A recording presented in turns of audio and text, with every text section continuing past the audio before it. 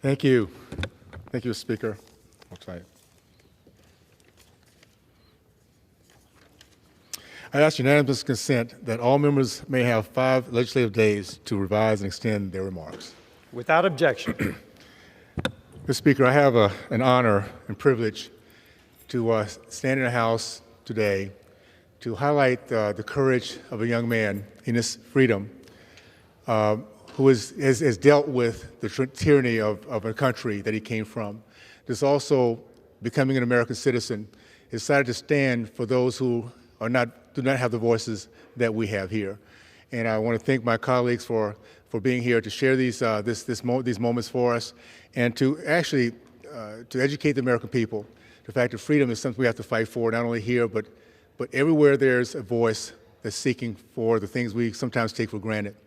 And I'm very, very proud again to highlight Enes Kanter's Freedom's journey, the fight it has to expose tyranny in Turkey and China, and I'm going to encourage those who are watching to really be tuned in so we can make sure we can support back and help those that are truly voiceless in these other countries.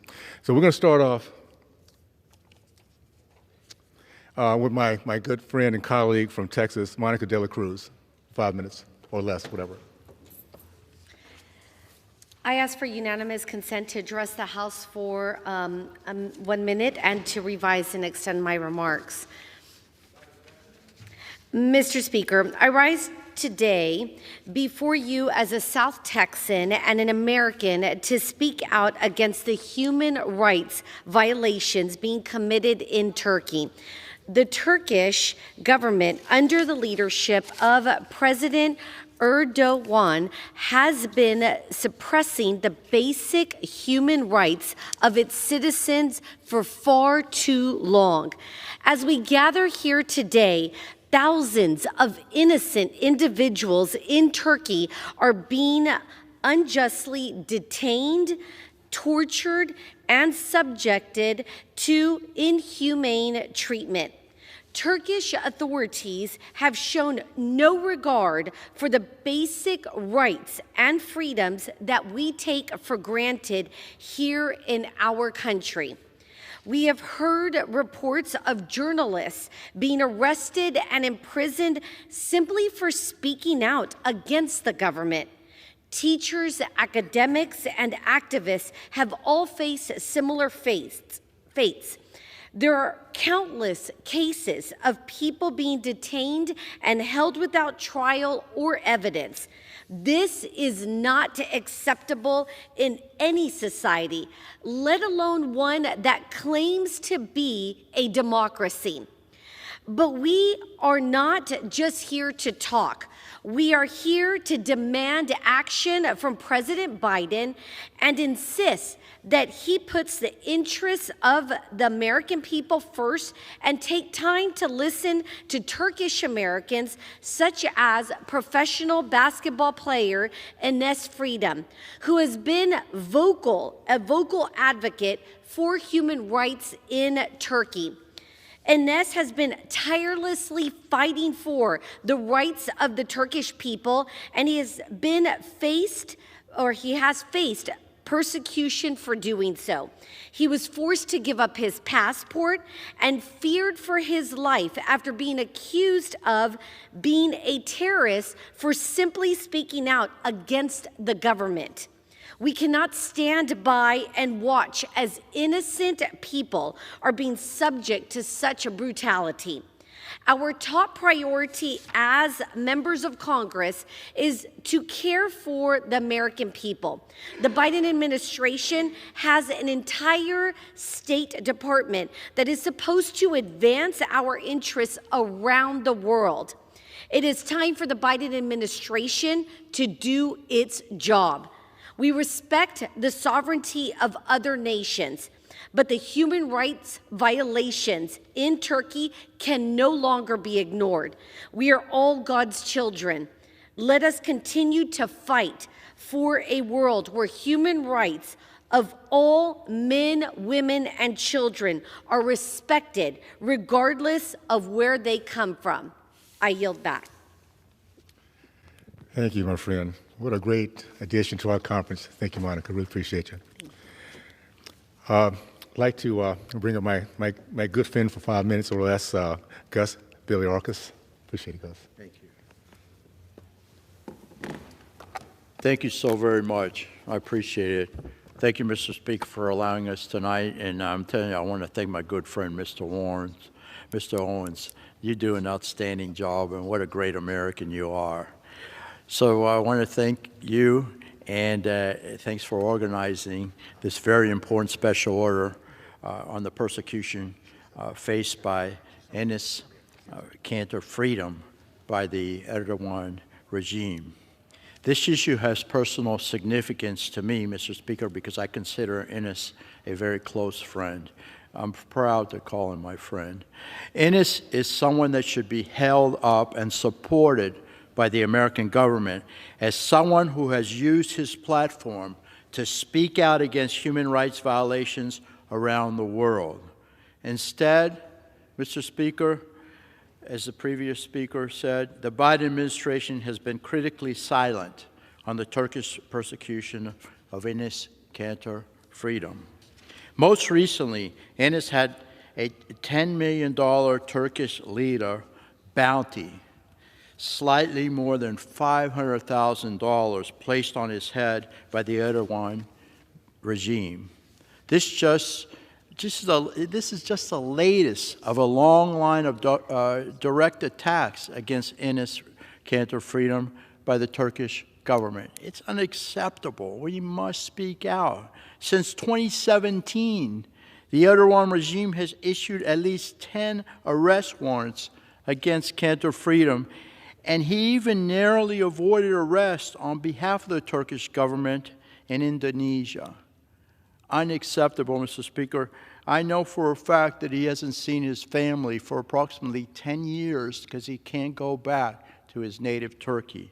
Now he is an American citizen and loving it, and he's giving so much. He's such a great American. What has he done wrong? What crime has he committed? He chose to speak out against President Erdogan for his regime's numerous human rights violations. Enes knew the risks, but felt compelled to face the risks to his personal safety and livelihood to be the voice for the voiceless and the defenseless. What he's given up, what he sacrificed for those around him, his fellow men and women. It's incredible what he's done. He had a great career in the NBA and sacrificed it to help others, people that he doesn't even know. As a matter of fact, he holds these clinics around the world for our children, all of God's children, all of God's children, here in the United States, but around the world. What a great individual. And again, I'm so proud to call him my friend. He reaches out to Republicans and Democrats to advocate on behalf of these wonderful people. So he's a bipartisan guy. I would like to say a nonpartisan guy. He just wants to do the right thing. This is particularly evident, again, in his criticism of China and his treatment of the Uyghurs. Much, much more. Again, instead of standing behind Enes, a law-abiding American citizen, he's so proud of his country, the Biden administration has remained silent after his so-called American ally, Turkey, placed Enes Kanter freedom on their most wanted terrorist list. Not only has the Biden administration been silent, but it has refused to meet with Mr. Freedom regarding the persecution he faces from the Turkish government. That is just wrong. It really is, and frankly, a failure on behalf of the Biden administration's responsibility to protect Americans from foreign threats.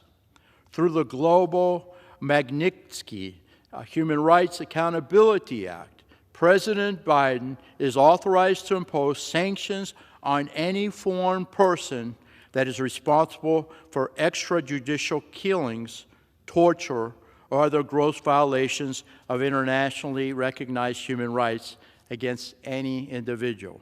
No action has been taken by this administration, Mr. Speaker, sadly. President Biden should lead on this issue instead of allowing Enes Kanter Freedom to continue to be persecuted by Turkey. All we're asking for is a meeting of Mr. Freedom and President Biden, or any member of the State Department, but a high-level individual so that he can express his concerns. The President needs, again, to meet with Mr. Freedom and stand up for what's right, because that's what Enes does on a daily basis. Again, he is being persecuted in Turkey. He lives in fear, but he's a fearless guy. And in my opinion, he's a hero. So I appreciate my good friend, Candace, my good friend Burgess Owens, who's a great American himself, has done so much for so many people in the state of Utah. And again, I'm proud to call him my friend. Thank you. God bless. And I yield back the balance of my time. Thank you, my good friend, Gus. Thank you so much, my friend. Appreciate it. Okay. I'm very honored to introduce my favorite Gator of all times, Kat Comack from Florida.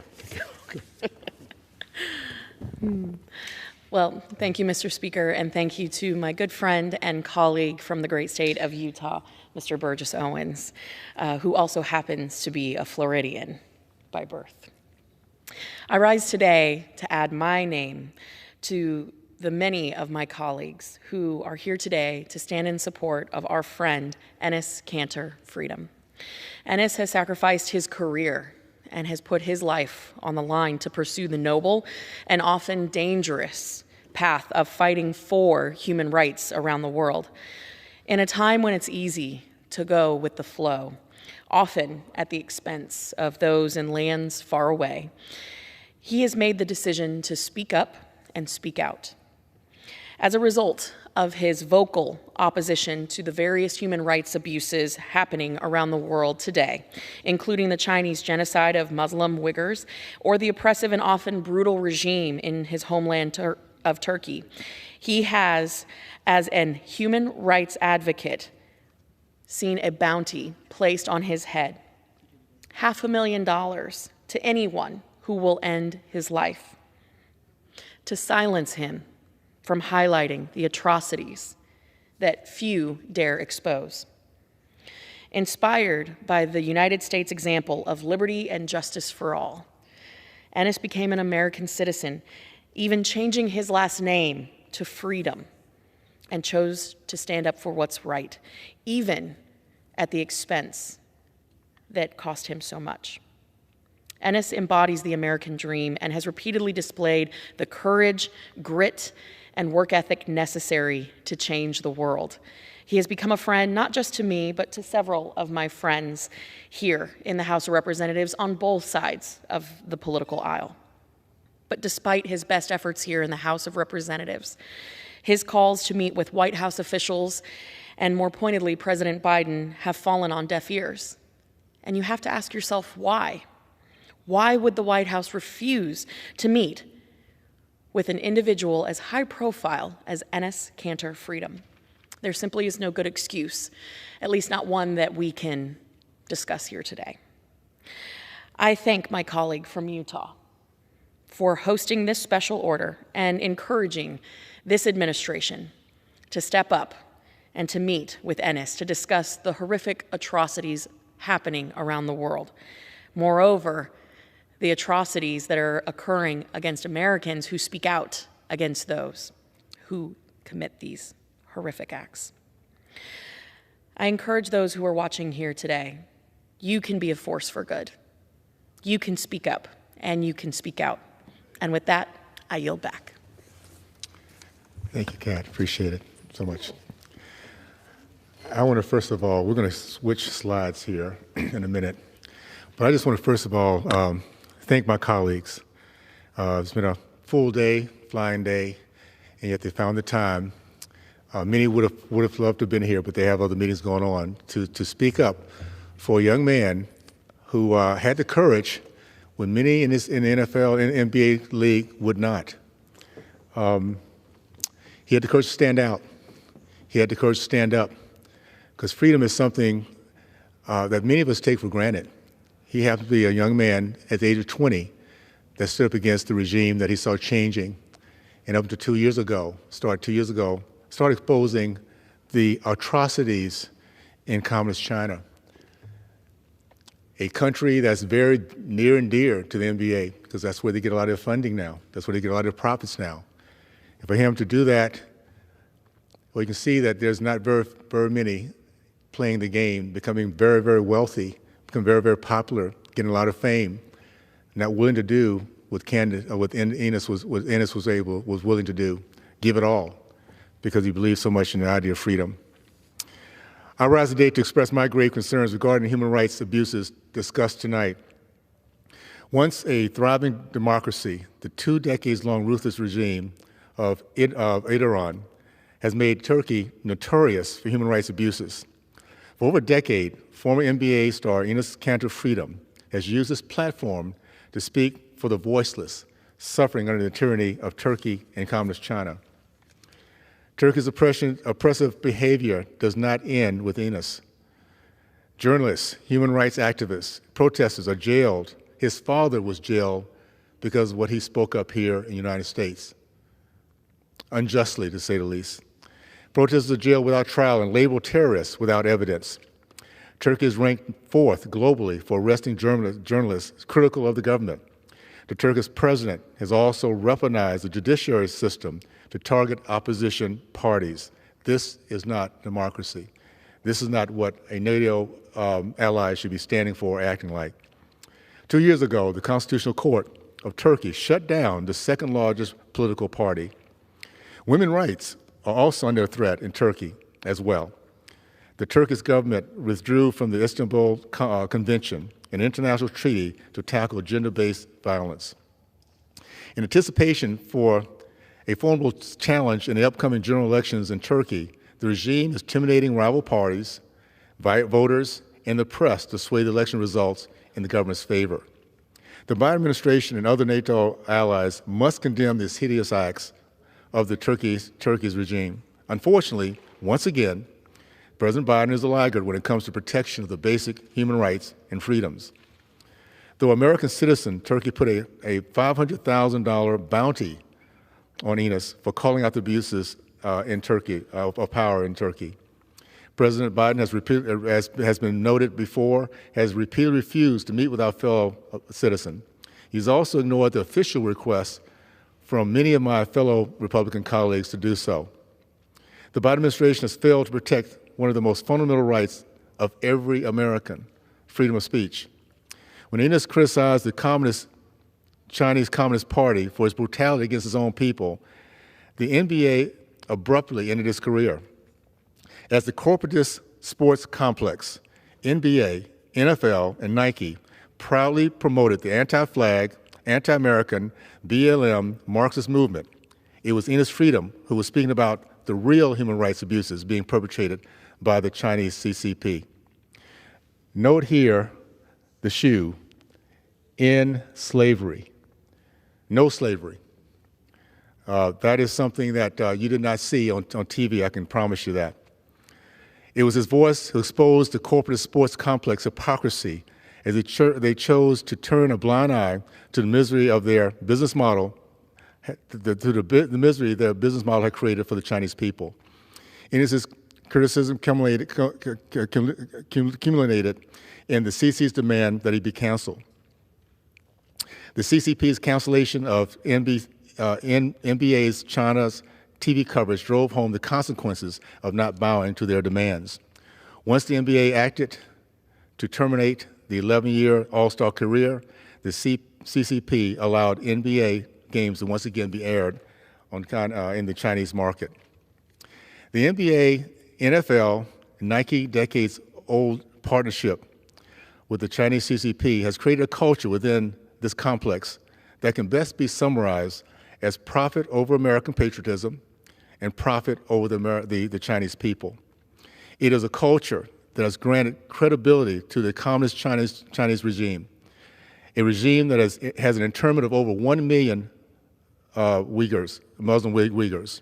It is a culture that promoted the BLM rhetoric of America's systemic racism as the global corporatist in real time profits in the billions from slavery in China. The sports complex has discovered that the financial benefits of the 1800 slave trade, when given scale, human slavery is the cheapest and most profitable labor on the planet Earth. The NBA, NFL, Nike culture of greed, profit over patriotism, and profit over the Chinese people has justified them closing their eyes to genocide of the Muslim Uyghurs. It confirms that child labor, human trafficking, and organ harvesting from healthy Muslim Uyghurs is okay as long as it's out of sight and out of their mind. What the voices and action of Enes Freedom did was show the hypocrisy of their virtual signaling. As the NBA handed out slogans to players on their jersey to support the Black Lives Matter, he was wearing these shoes that highlighted the real issues, atrocities of slavery in China. Again, this is what was not seen on primetime TV.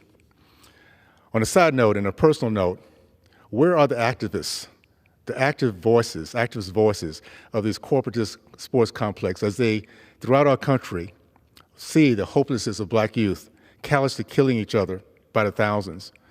Where are their BLM slogans and messages on the sideline as in every urban city, our educational system betrays at-risk kids by the millions? Where is their presence and voice of the sports complex whose survival depends on 70 to 80% of black talent?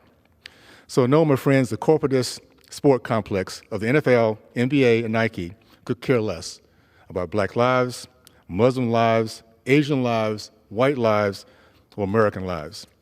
For them, it is indeed profit that matters. If turning their backs on their loyal fans here in America, betraying the values that has made us the greatest country in the history of mankind, so be it. Profit over patriotism. One of the values that the Republican Conference holds dear and will make clear is loyalty to our fellow countrymen and women. Turkey, remove the bounty of Enes Kanter Freedom and any other American citizen. If not, there will be legislative actions from this body, I can promise you. We call on the Turkish government to release all political prisoners and cease its persecution of the Hezbollah movement and its members. We expect a NATO ally to respect free speech and assembly and to uphold its international obligations to protect human rights. Let us not be the generation that history looks back on as one of moral indifference. Let us not be the generation that is compared to the 1800s pre-Civil War era when industries flourished from the demands of cotton as they portrayed their commitment to our human rights of life, liberty, and pursuit of happiness. Enes Kanter Freedom has shown the bold courage, tenacity, and empathy that defines our American way. For the millions who depend on the American resolve to remain the shining city on the hill, we are committed to freedom and liberty in every corner of the world. We must do so, stand, rise, support those Americans who speak and stand for freedom and the freedom of speech. And let's make sure as Americans, we're not looked at as one who dropped the ball in this case. Thank you, Mr. Speaker, and I yield back my time.